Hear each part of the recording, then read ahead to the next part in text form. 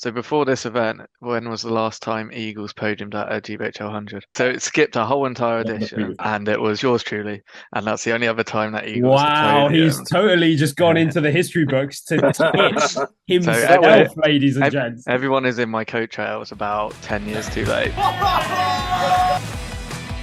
oh, Sam, you're literally Frodo right now. he's the hero.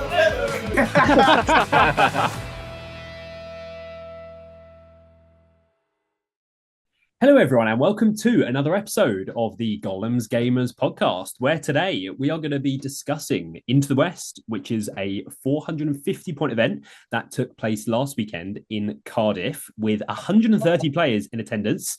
And we are actually joined tonight by the winner of the event, which is none other than our very own Mr. Ben Haslam. So we'll be sure to get his take on things and how he got on at the event. And it's also worth noting that our very own Sam, who isn't here tonight, and Adam, who is here tonight, took home second and fourth place respectively. So a great start to the year for the team. But seeing as it's the first event of the new edition, and with it being such a big event as well, we wanted to discuss kind of the key takeaways about the new edition, the hot topics following the event, and looking at sort of how the game is shaping up in this early state of the new edition. So that's what we're going to be covering. And for the Spotify listener, tonight I'm joined by Ben, Vince, Adam, and Ali. As always, you can find us on Instagram and Spotify by following the links in the description down below. And please do remember to subscribe to us here on YouTube.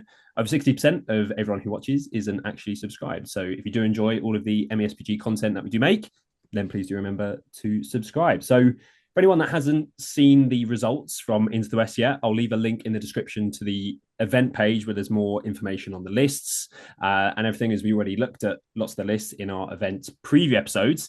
But a brief recap is that two of the top players finishing in the top four took Ugluck Scouts. One of those was Adam. So that's a pretty good showing there. Six of the people finishing in the top 10 took Eagle. So that's a pretty crazy number. We'll be sure to go into that in more detail.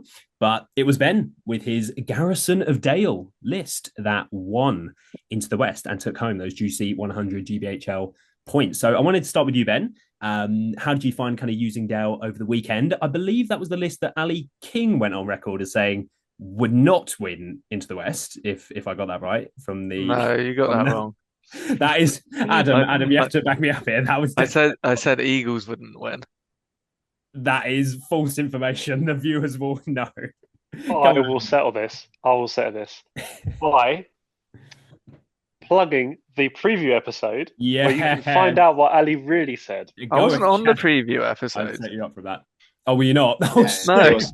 It was on some other Spoiler episode. alert. Watch it anyway. Oh dear. Even more reason to watch the preview episode. Don't find out for yourself. Yeah, sure. Yeah, I mean, Adam, Everyone's going to be waiting for my thoughts on this preview episode. It's going to get to the end and then be like, That is never going to come. Sure. Okay. Yeah. Well, you said that somewhere. Maybe that was in private. Sure. But Ben, how did you find? You won Into the West, 130 players. I think it was 125 in the end, but huge event, probably the biggest in the UK. Obviously, the first of the new edition. And you use your tried and tested Dale list. It got a bit better this year, didn't it? yeah, I've been practicing with Dale for 2 years when they were rubbish in the last edition. Okay. And I Give me finally some got my details. chance to use it with an actual better list, essentially. List. Yeah. Yeah, so it was a really good list. I wouldn't say it was the best list there, actually. I just think there's an Eagle list floating around at 450 that was better, that had 6 out of the top 10 running it. No. I think there was only 2 Dale in the top 20. player skill, basically, is what you're saying. Pardon? Player Players, skill. no. mega luck during the matchups. And certain key dice rolls. Yeah. Gearing is good. Having 3 might points to spend on a wind lance is really, really strong. But probably the best thing about Dale is the fact it can actually cope with what is now the new, potentially meta of the new edition, and it can cope with the new strong stuff. Was that with the monsters? Is that what? Yeah, it can cope with that. It has a way of cracking through that high defense with the +1 to wound. It has a way of just instantly killing some of them with the wind lance. And also the 6 scenarios that are in the book, Dale is actually all right in. if you're to include 12 of the other scenarios that may be returning, may not be, but from the last edition, things like seize the prize, Dale's not particularly good at because it's not very fast. It likes to sit there and shoot. So the scenarios kind of work for Dale. If you were to pick which scenario you'd want from the old pools, the 6 would probably be the 6 that we play now. Sure. It's also got relatively high courage. It's got some fabulous courage, Yeah, because of courage 4 essentially when it's in line of sight in Girion, which it will do when fearless as well. Oh yeah, it's in line of sight. In the list, isn't it? Just going back to the wind lance. So, what does the wind lance wound the monsters on? So, what you need to do on your wind lance is you get when you're hitting a monster, you're hitting on a 3, but you get to re-roll that if you miss. Yeah. Then you've got to do your scatter. You get +1 to your scatter, so you're never missing and getting a 1. Yeah. And depending on how your opponents kind of put their monster, you either just need that 2 because there's nothing to scatter onto, or you're chucking for a 5, but you've got 3 might points to spend on it. Yeah. And then because it's strength 10, you're needing it to wind on a 3. Right. See, against eagles specifically, the only thing it's going to scatter to is another eagle, or it's not going to scatter. Yeah, but there's a way to beat it with the eagles, essentially. What is that, Ben? What is that? Listeners, I'll tell you. So, best thing to do with Dale against the eagles is you want to minimise the shooting that Dale had, so you essentially fly straight at it. You need to make sure you're going to try and arrive with all 4 eagles, because that's what the list is. So, the best way to do it is you essentially charge straight forward. You kind of have to cop 1 round of shooting from that wind lance. You with that shooting, you then want them to get that scatter where you can choose what you put it on, because you put everything all within 3 of each other. You put it on Guahir. And the reason why you put it on Guahir is because he's got 3 fate. Sure. Now, Guahir probably needs 1 might point to win that game. Yeah. So you roll your fate, and you're basically not hoping for a 1. Yeah. If you get a 2, you're kind of then going to go, do I roll for the second fate or not? But you can always might it up. Because the reason is, as soon as you get into combat, you can bully Dale, just like with every other list. Yeah. Dale's got no strikes, so the tactic then becomes, I hope they don't roll a 6, which is not a particularly good tactic. No. But that's essentially what it is. And you have got, with that Screech, you can freeze that army of Dale for 2 turns, because you can go in on the second turn. And then you can essentially scalpel out the 2 models that you need to take out from that Dale list to then make it fall apart. That's being the captain, and then most importantly, Girion. Yeah. And you have the tools to do that with your 4 eagles, because hopefully you've arrived with those 4 because you've scattered onto Guahir. Yeah. Who's then passed his fate using your might.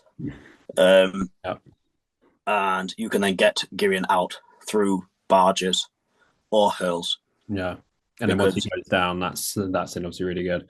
So I guess that leads quite nicely into, so just for anyone that isn't obviously aware, so the Eagles list that we're kind of talking about, so it has this once per game you can do this like screech where basically your opponent can't call a heroic move against you. So the idea is you charge in first turn, or on your charging turn with all your eagles, you get your first turn, and then you call your screech the second turn, and you get a second move, and your opponent can't counter that or anything. So you basically get 2 turns of charging, which is obviously super, super good. So, Adam, I thought I'd hand over to you, because obviously you used eagles as well. For anyone that doesn't know, you could take a good and evil list to the event. So Adam took, I got scouts, as I mentioned, but he also took eagles. So how did you find using the new boogeymen of MESBG, as it were? What do you think? It was great. Loved it.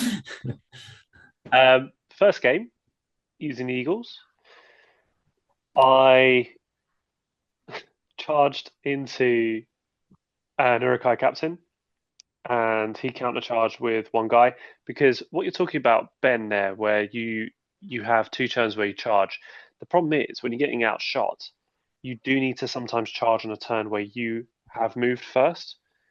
Especially if you're playing Dale. So yes, that is true. You'll get the 2 charges off because of the screech and the first charge, because you'll outrange everyone.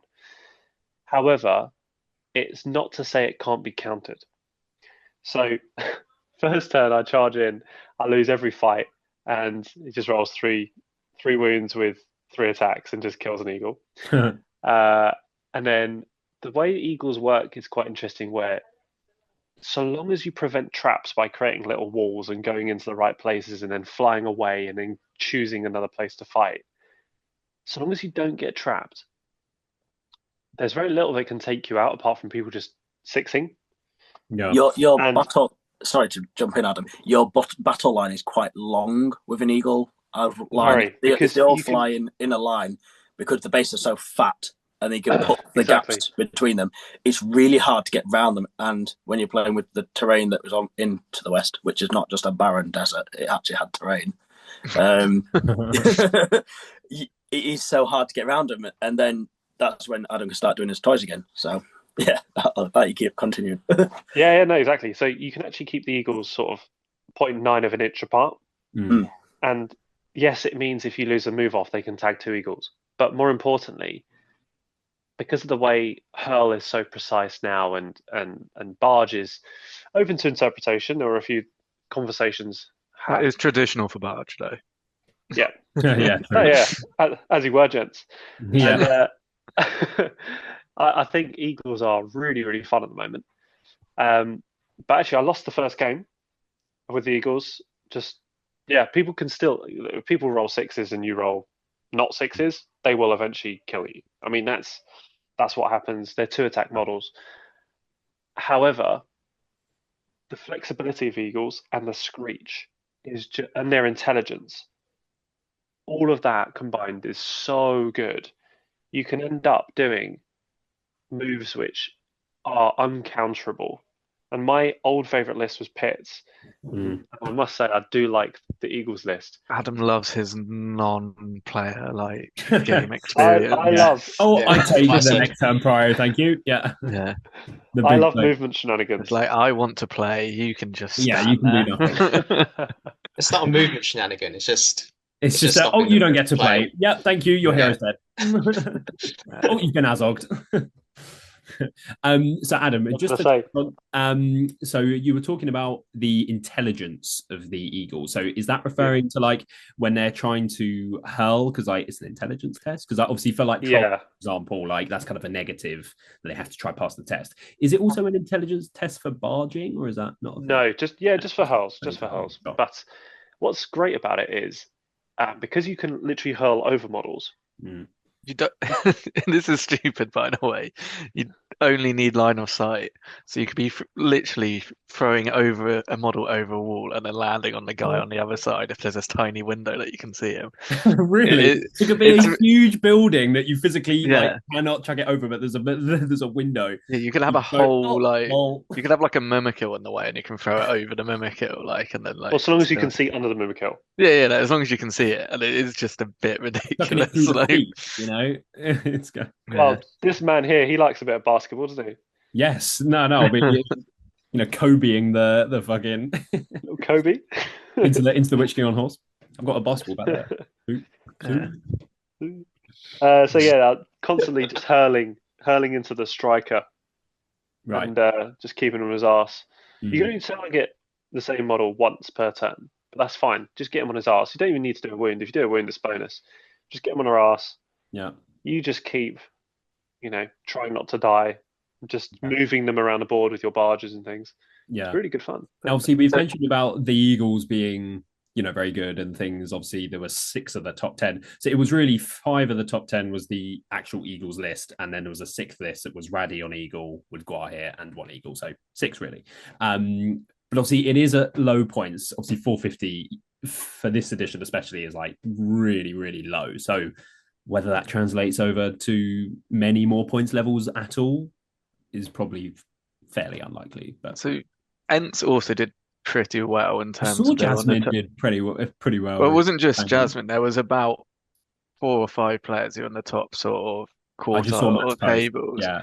But at least up until the final rounds. I think a lot of the Ents struggled in Destroy the Supplies. Yeah. But, why is that? Because I didn't. It's the same reason the Eagles did so well. It's like dominant. Yeah, the dominant means you can win those objectives, and I played Ents 3 times, really? with my army of Gothmog, and if you're an evil army or just any army, the only way you can kill them really is when they don't roll a 6, because so many armies do not have strike, and strike is so unreliable, which we'll get onto in a minute.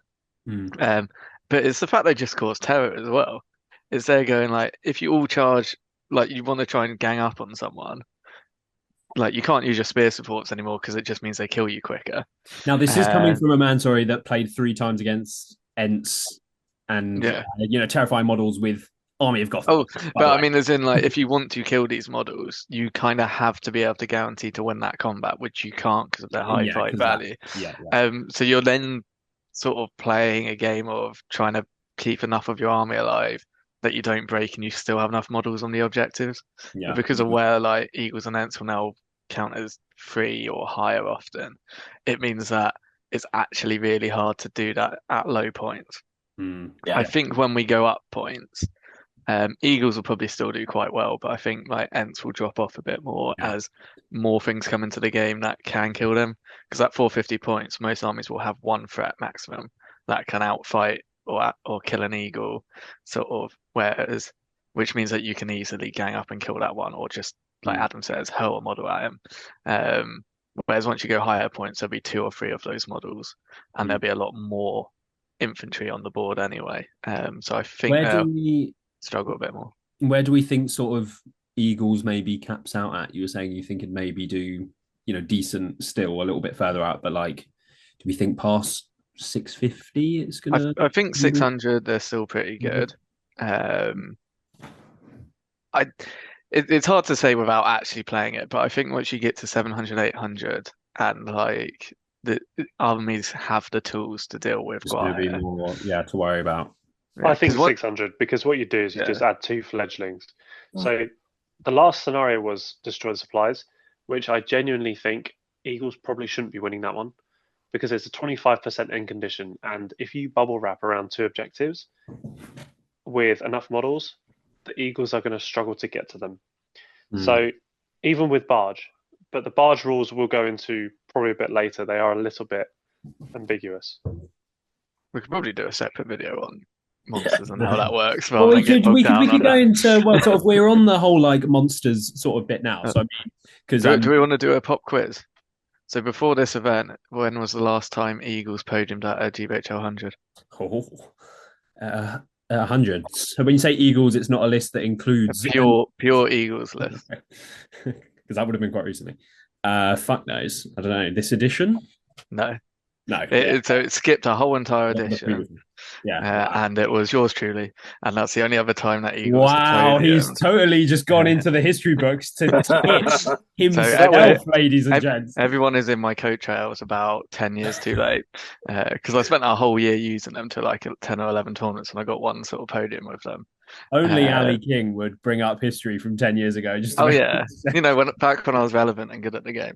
Actually, no, to be honest, that was before I was relevant and good at the game, but that's how long ago it was. But it is quite funny hearing just to touch like the same tactics that Adam's on about with Hurl and stuff like that, even though it's changed, is exactly the same as what I used to have to do back then in terms of like you identify where your threats are and things that you need to take out. So whether that's a scary hero or back in the day it used to be a shaman, like you make sure you nuke those first. So models can't charge you, they can't surround you. You're hurling at the enemy hero to knock them prone basically. So they can't hit you if your eagle's actually surrounded and are going to die in that combat. So it's kind of the same idea and strategy. It's just eagles are actually a lot more killy now because they get at least +1 attack and strength when they charge and knock down. Brushing the dust off of those eagles, off those feathers. Been there, done it. Yeah, sure. Not going to do it when it's on easy mode now. So but we won't see Ali King running eagles this year, confirmed? No, I'd have to rebuild them all because like they'll like smash to bits. Sure. But also I still think they have the same inherent weaknesses once you start going like up points, and if we get more scenarios in that, they'll struggle once multiple threats are there. But armies can charge and etc. Yeah. So Ben, you were saying that sort of Barge you were saying is sort of just like really tough to deal with. You were saying, did you have something sort of in particular that happened that was sort of hard to deal with as the Dale player? Yeah, they can basically move your army apart, essentially with Barge. The way I understood it and the way it was being played on my games was that they can they choose to make which models can make way, and then those making way can be 3 inches as well. So not only is your people that are fighting the eagles backing away 3 inches, but anyone that are, well, for one model for each one, will also make way 3 inches, which suddenly means you can have a massive hole to move your models around, and it's really hard to counter that because you then essentially need to be 3 ranks deep to stop that barge and then the move in. Or if you fight with your normal fight and your spear supports, then they get an additional make way to allow the spear supports to go back 3 inches. There's like as 3 well. models at that point they're moving. It's 3 ranks deep. So you're then fighting at 4 ranks deep. You've got Dale had a horde at 30 models, and that's just not enough models to keep everything safe. It's also worth noting that it's minimum 4-inch now barge. Because it's D3+3, which always means they will be able to recharge, and like unless if the model that they're trying to get onto it happens to be a lot further away, they're not going to have those bad luck rolls. Roll a 1 or a 2, and it's like, I'm literally moving like a millimeter. That sucks. Let's say, so if each eagle comes in and barges, that is 8 models they're moving around. They then screech. That is then another 8 models that they are moving around. So they've moved 16 of your models before you can do anything. And they're probably combating off the second one again. So it's so hard to keep everything safe unless you're essentially hiding in some sort of little hole where they can't really get you, and then they just lob things at you.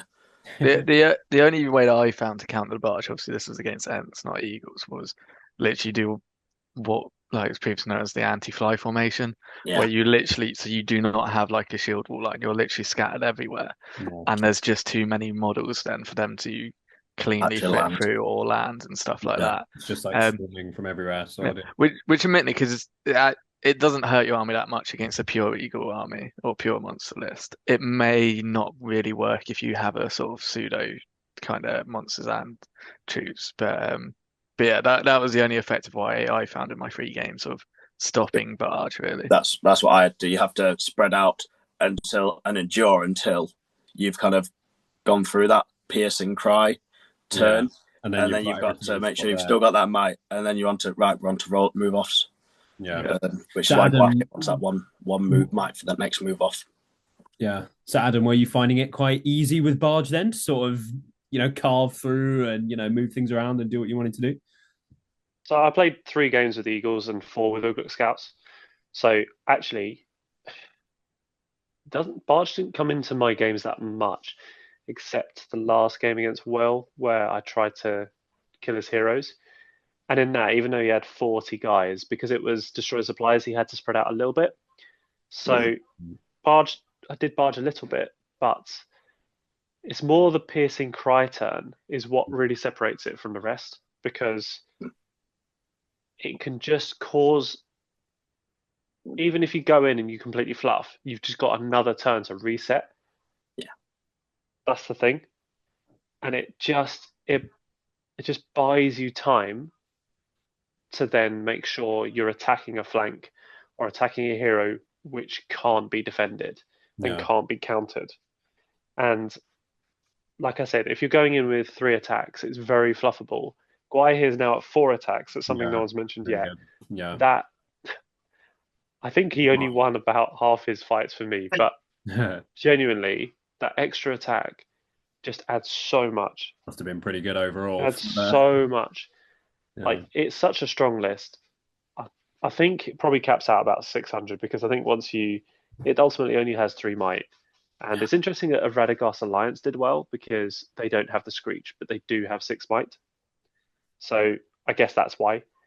But yeah, I was going to ask Vinny, you played against the Trolls as well. Of course, the Trolls. Yes, cool. Yeah, I mean, same issue that Ali probably had against Ents. I didn't have enough models at such low points to deal with the Trolls, and just couldn't kill them. And them being dominant, doesn't matter if you quarter yourself, because you probably just don't have enough models to contest objectives anyway. because they only need to, control 3. Mm. And with So dominant, Vince- one of them is dominant 5 as well. So yeah. and Was they've that got domination? Yeah. yeah. So I just didn't have enough models. So at low points, the monsters are very Really good. hard to deal with. Yeah.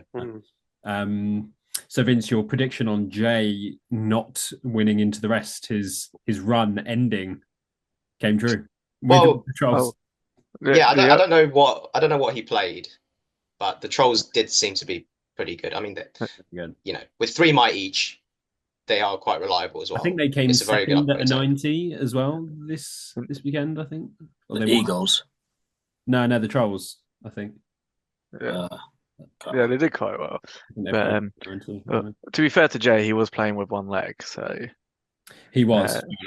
Yeah. He also lost destroyed supplies, similar problem to the Ents, and he also lost to Eagles, Right. which just destroyed all in one turn. Yeah. Um, Much slower as well. So I guess random fact though as well for the listeners at home. Since the COVID break, only current Gollum's gamers have won into the West. Let's go. Flexing on the GBHR there. We're good at small points. Yeah, we're good with little things. More points, big brains. We know how to use it. Well.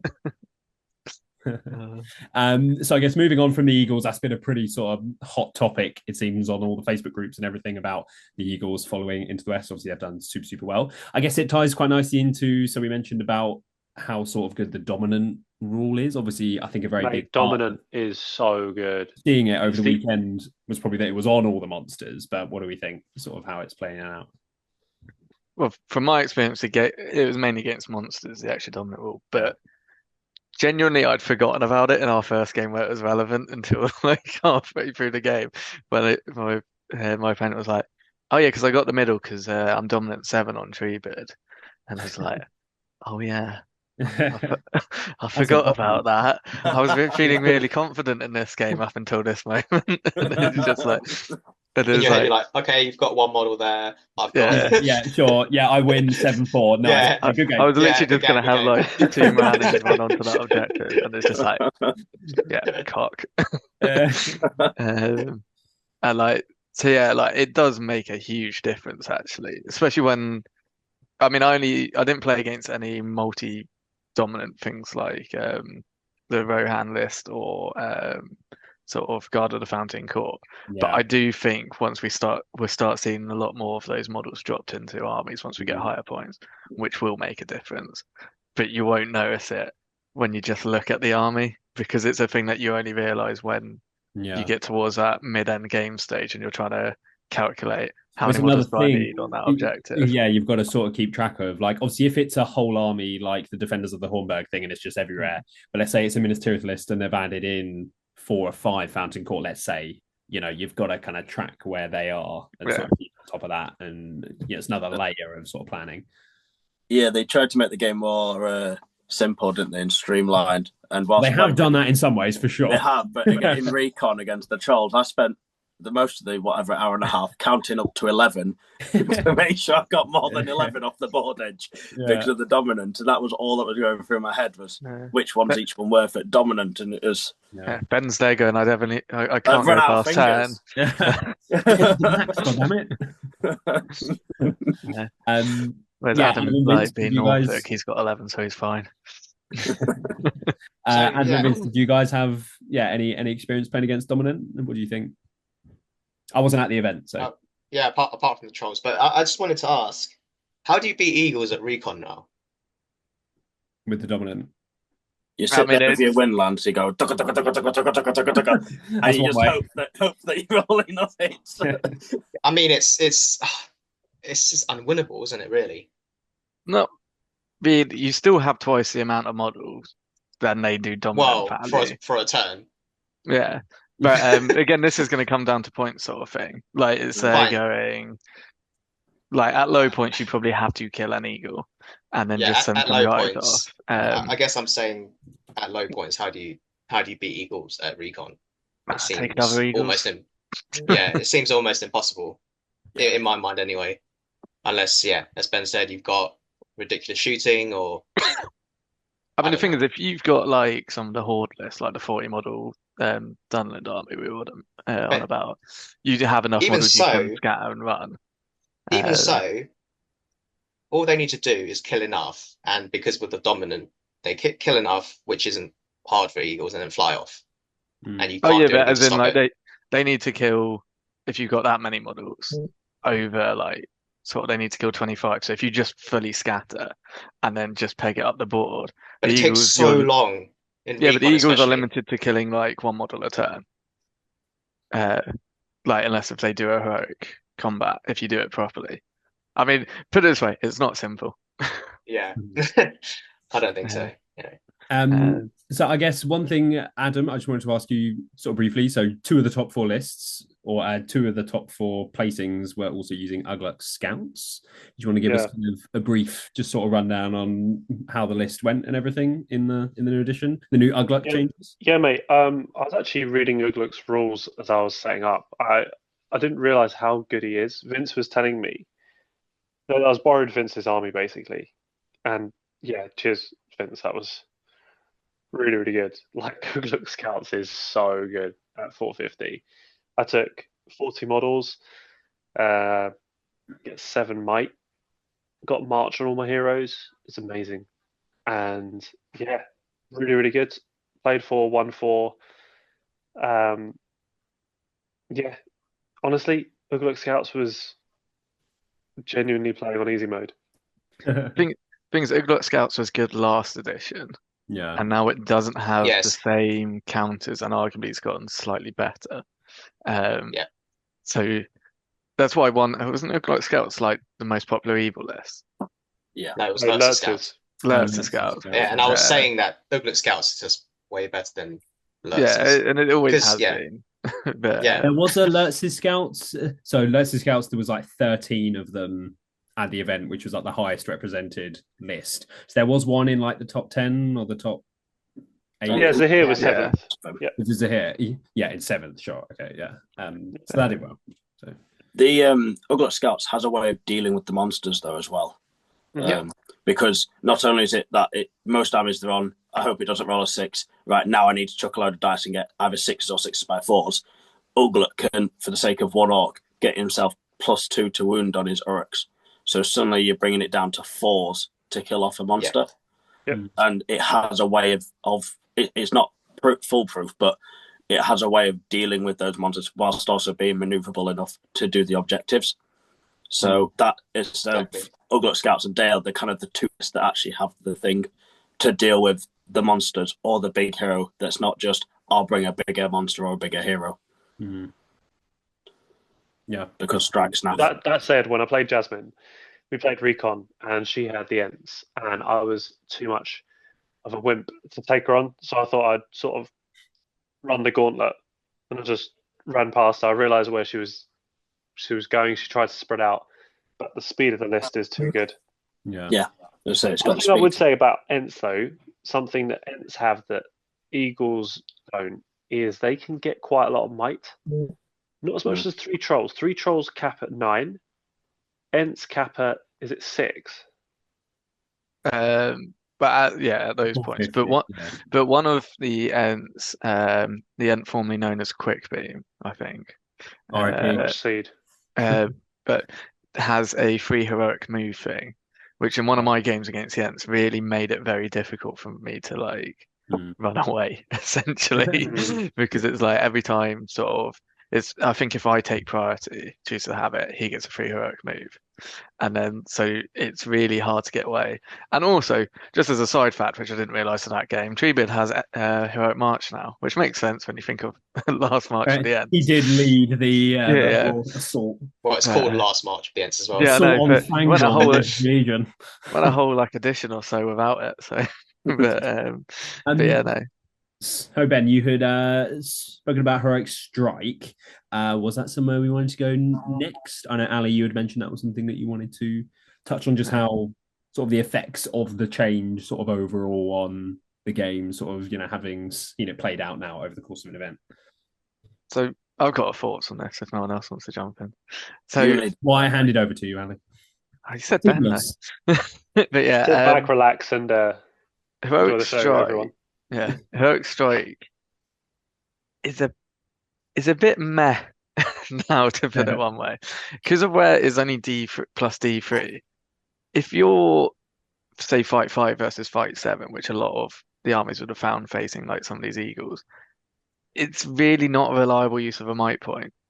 Like I would only kind of consider using Heroic Strike now if I was only one fight value lower. So Yeah, if it was one. 5 to 6 or 6 to 7, or if you were tied, because like there's one in 3 chance you'll do nothing. There's like another third chance that you actually like just match fight value, and then you may still lose the roll off.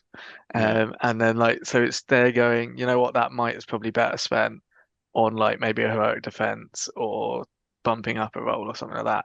It's not reliable anymore, and therefore I don't see it being used unless if you it may be on a disposable hero, but disposable heroes don't tend to have high fight value. So I mean, I think it will still be used. I think obviously looking at yeah, like Into the West, like you say, kind of there's more of the monsters which are higher fight value. So say fight 7, you know, if you look at that, obviously there are more fight 7 heroes now as well, sort of overall, yeah, because they've kind of, you know, made that used yeah, more. So obviously the difference in 2, I think we're going to see yeah, more. And obviously that's only say a 1 in 3 chance that you even tie. So in yeah, those sorts of cases, but there will still obviously be lots of cases that's like fight 5 to fight 6 or fight 6 to fight yeah, 7. And obviously in that, it's obviously much more achievable. yeah. I think any hero who's fight 4 with strike is probably completely pointless as a I mean, they heroic were action also on them. they were fairly useless Yeah. anyway. Like, but Yeah, yeah, you used to be able to do it as a cheap strike. I don't know how many there are in the game at fight 4 with strike anyway, but yeah, it's now basically only really worth it if you're tied or one lower fight value, in my opinion anyway. Um, and also from that, it means people are complaining about like Gil-galad or other models not having strike. It actually won't really make any difference to them. Because especially for Gil-galad, when you're fight 9, you're you're beyond like even the best striking of like some of the top heroes.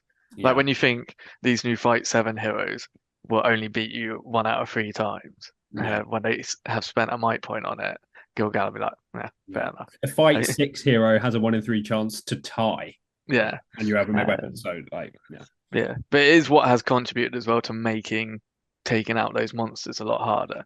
So their brutal power attacks have gotten better. They've now got dominant, and heroic strike is very unreliable versus most of the at least the Ent Eagle sort of fight 7 level ones. I think the fight 6 trolls it'll still be dealable. Dealable? That's a word now. handable. I don't know. Yeah, sure. Doable. Doable. There you go. What does the rest of the panel think? Any thoughts on Let's sped strike up, because speaking to a lot of the people at the event, just like Ali said, oh, when I called a strike, I didn't need to bother rolling it, because it's just when you're tied. It's just a way of guaranteeing to win the fight. I have it playing in the 3 days of competitions at Into the West because of the Friday competition. Oh yeah, as well. I didn't roll a single one of my strikes. they're all tied and sure I'm higher now. Yeah. And that's the only time Codex is just a useless. It's not useless, but it's just an inefficient way of spending your might. Use it. Yeah, sure. Yeah. Did it come up for you, Adam or Vince, at all? Any point throughout the weekend? I didn't have strike. Sure. Oh. No, so I took Ugluk, who I don't think I got in a single fight all weekend. And then Guai here doesn't have strike, so sure. didn't come up. Nice. Okay, sure. We'll leave that there then. I guess moving on, did we want to touch on the scenarios at all? Like, how did you guys feel, you know, with the changes to VPs and obviously the I have some thoughts. Well, I think we probably all have some thoughts. Come on then, folks. I wasn't there, so Elliot has no thoughts. I haven't had the experience. I've played a couple games of New Edition, I'll have you know. Solo hammer. What, against yourself? I've played a couple more of those, Vince. Don't you worry. Another pod where Elliot talks about him playing with himself. New bat reps coming out soon, folks. Elliot, the Elliot. Elliot, could you agree where you're going to play? You should do the thumbnail. It's got a picture of you, but it's a picture of you. Yeah, just like it's just the same picture. Facing each other, yeah. Yeah, flipped, horizontal, just yeah, mirror image, yeah. With that laser beam. Perfect. Perfect. Coming soon, folks. Anyway, so scenarios. What do you think? Adam, do you want to start with scenarios? Or do you want me to kick I off? think Adam needs a break. Adam's not the right person. Okay, I'll start off. Go on, Ben. Start off with the results. I don't like them. No, I'm going to put out there. I don't like the fact they've gone up to 20. The fact that they're including 8 more VPs. That is some new original ways of including VPs in games, and they've done it for some of the scenarios, and they've done it for some of the lists, because now not legendary legions, where like Frodo, Sam, Smeagol being worth points, or Smaug having a way of claiming points. These are really interesting ways of spicing up your games rather than just doing the same 3 break, leader, objectives. And now it's just the same. Like for 3 out of the 6 scenarios, it's all about having a banner. So you must have a banner, so that's half the army is now out. There's somewhere you score 2 points instantly for your army, your opponent's army having no banners. It's just lazy. VPs, folks. It's lazy rules writing. They've just gone, I'll just start with the same 3 things we did before. I was like, I love the game, but it just feels a bit lazy. Like, why are there not points for killing off subsidiary heroes, or for getting your models to different parts of the board that don't actually make much point to the generic part of the game? Why is there not points for contesting terrain or something? They could do lots of different things. They've just gone, we'll have more points for banner, we'll have more points for a leader kill, we'll have more points for breaking, and we'll have more points for the objective. It did feel a bit like we've randomly picked 20, and we've run out of ideas of how to get to 20 on some of them. Like I think they could have increased it to 15, and it would have been fun. 20, it does feel like a lot of the scenarios are just like I'll be really interested to see when the match play guide comes out and we get the extra scenarios. Yeah, see what why is it not kill all your opponent's elite soldiers? Kill out your opponent's weakest hero, lowest costed hero. What about their most costed hero? Kill something with a unique weapon or war gear. Basically, Ben wants to kill things, apparently. No, but there's like lots of different things. Get your models to different parts of the table, rather than just I mean, the 3 supplies. You could include a recon element to a couple other games, like get points if you get models off the board. Yeah, if you get one model off of the board throughout the game, you get, what it is. Yeah, even if it's just like 1 VP or something. See, what I was thinking I was going to hope with the new scenarios is you have like your primary objective, and then you have a secondary objective. So like your primary would be worth, I don't know, 7 to 10 VPs, and then your secondary would be worth about 5, and then you can still have your 2 and 3 for. That's what you were saying as well, Ben, about like a secondary like hero. Like I quite like in the double scenarios how they have like the lieutenant. I think that's a really cool thing. But they've done it for the army list, because some of the army lists have points for keeping people alive, keeping or killing your opponent's army stuff. Also don't like the deployment areas. We've got a shooting meta now, and we've got a monster meta, because there's no blinding light, there's very little counter shooting, and yet everything is still deploy 12 inches onto the board edge. Why could we not deploy 18 inches onto the board edge in fog?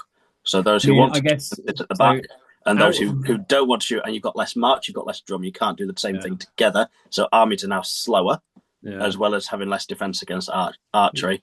So you walk up very slowly while someone's getting shot. Like with the Dale, I lost 6 models or less in 6 out of the 7 games because I was able to stand at the back and just shoot them. Like, how unfun is that for my opponent? You know what I would love them to bring back? There was a scenario, this is me being an old timer again, a couple of editions ago, which was called like the high ground. Part of the reason it got ditched is because you were meant to always have a hill in the middle. But there was a special rule in it where I think if you tied the priority roll, you couldn't shoot that turn because the wind was too gusty. And it'd be cool if they brought stuff like that back, where it's sort of like, because that would help counter the sort of shooting meta, and like it will give an in-game thing you can play around rather than really just focusing on just some objectives, which is more limited in what you can realistically do in the game. What do we Yeah. think sort of the reasoning was behind the increase in points for the scenarios? Because it isn't like they've gone, we need to fit in these new objectives for scenarios, because we've said they haven't done that. They've just increased the amount. I honestly think it may be these 6 are the ones which they were like, cool, we just like for the main rule book, we'll keep it simple, and these are the 6. So you think the others they're going to add in different? Yeah, I think the others, and if they're not, then I don't know see why that they did happening. it. I'm not gonna lie. I think they're stuck with the same sort of theme throughout all of most of the scenarios. Yeah, who's ready for Destroy the Camp? Where you get instantly having points for if your opponent has no banners and you still deploy 6 inches in from the corner. Yeah. Yay. Yes, and now you can't drum and march to get across the board with your D5 army. Yeah, I think that's one of my biggest gripes of the new edition. They had a good opportunity to nerf shooting. Yeah. And they just made it better. Yeah. I would have liked them to maybe cut down the bow limit to like 25%. That would have been a but the start. boxes aren't sold like that. But yeah, would that have shooting's boring. Does that really make that much of a difference? I don't know. I don't actually think shooting innately is bad. It's just that low point. I think it won't be as bad when we go high point. I think at low points it's more obvious. And we'll probably come on to this a little bit, but the reason why Dell shooting was really good is because they're strength 3 bows that hit on a 3+, and they don't pay the elf tax, as it were, for it. So you can get the number of them on. And other armies that tend to do well with shooting are like Mirkwood Rangers or Rivendell Knights or the affiliate list, and they break the rules of shooting. And so it's there going, because they've broken the rules of shooting is why they feel oppressive, because the original game was not designed to be balanced with lists like that exist. No. Yeah. So was there any final points on the scenarios before we move on? No? Sure. What do we think then sort of on, I guess maybe at 450 there wasn't too much magic around, but obviously with all the changes to magic, Ali, I know you had a little anecdote about some magic. Yeah. So I actually faced a Witch King in my final game on Fell Beast, and magic, yes, has been nerfed. It's still really good. Like, it still does what it used to, just maybe not as effective. Like, so Thorin, who I had in my army, was still left drooling for half the turns because the Witch King can still just transfix him. The thing is, magic isn't the sole answer. Like, he could make Thorin like dribble, but he couldn't pull him out of the line and make him dribble and then kill him. It was a good way of nullifying the threat. And if we are gonna see monsters and big heroes become more common, magic actually will be just as effective, if not more important than it was last edition, because I mean, it doesn't really matter like if that monster's sort of scary as hell if it can't hit and wound you. Compelling the dominant 5 thing off of the objective. Guar here, like I was building lists earlier with Saruman, he's got like an 18-inch compel. It's just like, oh, you want to do your screech? I'll just keep moving you over there the turn before, and then I'll fire my crossbows at you and like kill you. So the magic will still provide a lot of answers to issues people are struggling with. It's just you can't necessarily pull that model you want to kill out the line and then it be transfixed and then you jump auto on win. it. So yeah, no, I think magic's still just as effective. It's just a lot more limited in the list you'll get. But generally, when you look at it, because strike's been nerfed and all of this other stuff, arguably the lists which do have magic, once you start going higher points, will possibly still be the best list. Yeah, and like, do we see as many of those lists like dropping it in? You know, like everywhere, like the Mouth of Sauron, like, you know, do you just auto take it in every list where it's available? No. Well, you have to take the Mouth of Sauron and Blackgate anyway, so yeah. But... Not in the Blackgate. Oh, of course, I'm thinking like, Mordor, you could just include the Mouth of Sauron. But no, he's only... Legions of Mordor? Might be. Is that the I don't think he is. I think he's only in Blackgate. Isn't that just so terrible? Like, you can't even... You still think of Ash's old list. Yeah. I think And- I don't know the fact that I can't just take my Witch King with a mouth of sour. Like, why not? Witch King, Yeah. Sully, What just? Orbinator. But even outside of like that, just like sure they weren't seen in the films together, but they're both from Mordor. Why can't I take them together? Like, Yeah. But it has made me sort of think like atop the walls, which everyone considers an okay list mhm. because it's got Gandalf I of the played White. this. Really, Yeah. 450. I What can would say it have? magically, Gandalf is still Gandalf the Wank, but combat-wise, he is great. Yeah. But I played atop the walls on the Friday one. Oh, right, sure. What did With it have Gandalf then? and a load of knights. Pardon? What did it have? Gandalf and just loads of It was knights. Gandalf and a load of knights because escalation. But it was a lot of fun to use. Gandalf was really strong.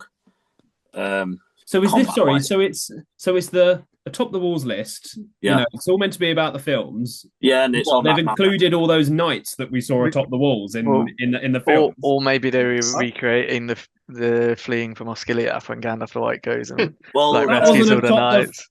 fucking I walls. was on- was Hey, it? people have to make do with what they can in these army lists. Man had Force theme, and he Yeah. bent the rules.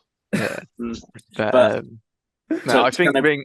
Yeah, I was like Ring Race will still be good. Like Saruman, I actually think is really good still because he's still got the range and all of the spells he wants. Don't you And think the he's too -1. expensive? Sorry, man. No, You don't think he's too expensive? I think the -1 is really good because Yeah. most Okay, fair enough. It was a yes or no question. Okay. Okay. Go on, Adam. Yeah, I think Gandalf's- what we're going to see is obviously we've only seen a 450 tournament, and you guys have been to the escalation at 600. But I think what's going to happen is a lot of the lists kind of arc towards someone taking a big hero. Yeah. And so therefore the big hero will be able to be fight 7, maybe able to strike and take out monsters. Cool. But what's going to take out monsters and this fight 7 guy? Oh, magic. Okay, so we're just going around the loop again. Yeah. Right? Yeah. So actually, magic, yes, all the casters have been nerfed apart from Celeborn. Celeborn, my man, has got Yeah. a will point per turn, but has lost 2 attacks and a weapon. Has become a shaman. He's become And his pride. Círdan. Yeah. Yeah. But it's interesting. I think Magic now is becoming less unfun to play because Yeah. there's no rerolls. I don't think anyone has a reroll, right? So Witch King and Saruman are no longer just doing everything they want. They will actually have to think about rolling 2 dice. Well, there's one particular where- list where they give Gandalf the White a reroll, but then they take away his Staff of Power. So Yeah. Also, Adam, we're Gandalf's not spells. Gandalf's spells are not good enough because you need your caster to be able to shut down, to stop, to transfix, and you need your caster to also move your opponent. Gandalf does not have any moving spells. Yeah. He doesn't have compel. yeah, they took away his That's compel, compel. which is Which, Yeah. which is the main reason Gandalf. And Sorcerer's Blast just your model Yeah. just stays still and goes pro. I don't know. But it's why Sorcerer's Blast Saruman's is rubbish. good, whereas Yeah. Gandalf isn't. Yeah, it's still at, Gandalf. at the the Wank. magic. But yeah. Gandalf the Wank. Okay. Vinny, what were you saying? Yeah, go on, Vince. No, I was saying we're a competitive podcast, not a fun podcast, you know. Ooh. Not a narrative compact. Wait, did I say something So, yeah.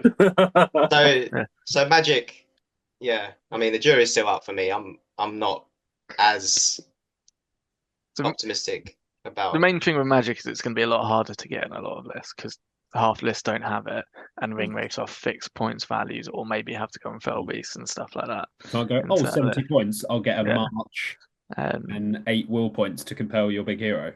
If Sure. you can, you'd want to compel this guy. New word. For the Spotify listeners, Adam is holding up a grey monster, which he is going to paint. Stompy. Yeah, Is he a war beast though? Yes. Yeah. yeah. technically. I'm not sure you can compel a war beast anymore. Can you not compel the rider? Might have to check it, but Quick Adam, paint it. Yeah, I'm not sure. You can use it. Yeah. Oh my god, motivation. For the FAQ. So were there any other points you wanted to go over? I think those are kind of like the main key hot topics running into the I West? have Go one on, other main point, and Go it's to on. do with defense. Is D6 is king. Yeah. Like, so I know loads of people chat on Army of Gothmork, and I was taking it as one of my lists, which I ended up using for 6 in a row at the event. But like, D6 was amazing. I played Dale. I beat Dale because I was D6 and the both I did limited damage, and then we got into combat. I had hatred, so that helps obviously. But it's Zagon, he's D5, so it's Zagon. I'm now winning that combat war because he cannot reliably kill me in combat. I played Arnold, the same thing happened. It's like, I mean, Arnold does have D6, but because I was strength 4 back. Yeah. So it's Zagon. If you can still hit that strength 4 D and D6, your battle Good to line bad. is well, the front rank, not the back rank, but your battle line is better than your opponent's 9 times out of 10. And that isn't, at least when we played at 450, that common. It'll probably become more common as you go higher points, as you get more Minas Tirith and stuff like that. But I think people are going to really struggle to crack through D6 lines because you don't have mounted heroes, or like lots of cheap mounted heroes. You don't have Piercing Strike who can just remove those front lines in the same way. So yeah, I think D6 is really good as a battle line if you can have it out, like better than it was in previous editions. Yeah. So, hot take from Ali: Urukai warriors better than berserkers? Question mark. I mean, I don't think you should just take pure of either. Okay. So sitting on the fence. Okay. Yeah. Well, no, as in I just What are take you both. implying there? What are you implying with that? Not me or Vince. Yeah. So you should never take pure of either. Like if you take all berserkers, you probably don't win the event. He's calling you out, Vince. You want your shields, guys, and then you want one berserk with the flaming brand next to the bomb to blow up that big monster that you don't want to see. Oh, we're back to bombs and ballistas again. Oh dear, we've seen that play out. Vince, how did your berserkers get on overall? 5 cheese. It wasn't as cheesy as I was hoping. It was a lot more. There's a lot more cheesy in my head. I think when I got to the event, I realized actually I wasn't cooking. The steak After the first undercooked. Yeah. I just couldn't deal with big heroes. My model count was too low. Fight 5's great until I have to fight an Aragorn, and then I'm just like. That's why I need to take. That's why I need to take the muster of Isengard and get some heroic strike going on your captains. Let's go. I know we've already just go to Aragorn and roll they need a 5 or 6. Yeah. So back to the problem we were talking about. That's why you need to have a mix of both things. Right. Okay. And then I'll you keep take that in Saruman. mind. Yeah, Saruman would have solved your big hero problems. Yeah, Saruman. Yeah.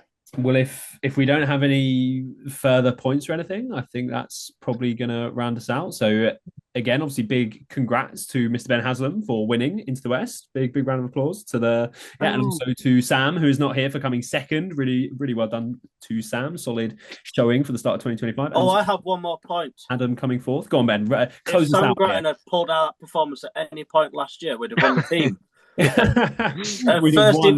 First attempt.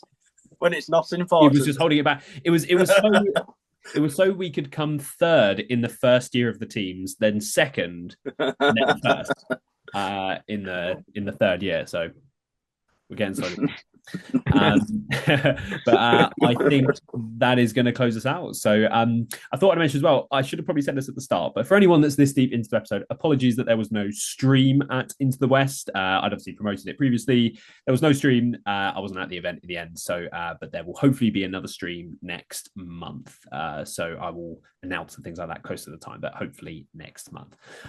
So I think that is going to do it. So thank you very much, everyone, for watching another episode of the Gollum's Gamers podcast.